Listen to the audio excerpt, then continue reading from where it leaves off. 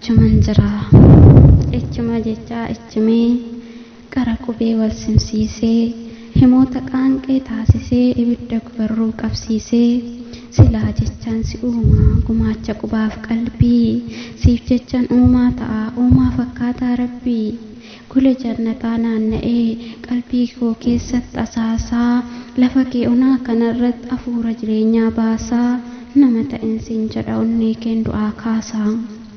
umna isaan dhabeef malee nagane jilba kootu silaa suuraan si kaasaa luka koo gidduu teessee utuuti jirbii footuu naaf hin qixaa'u malee jechatu toora galee silaa siif hawweeddisaa geeraree siif walalee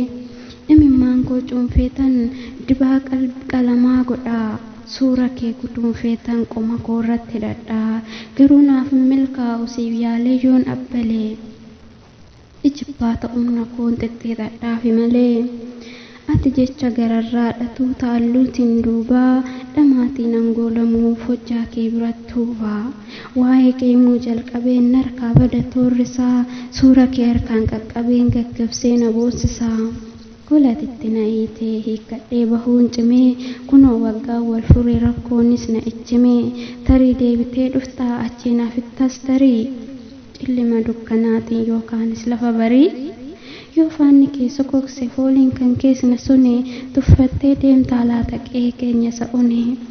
qe'ee koof kan kee durii isa barate jirtuu bakka itti na soortee dammana dhiifitittuu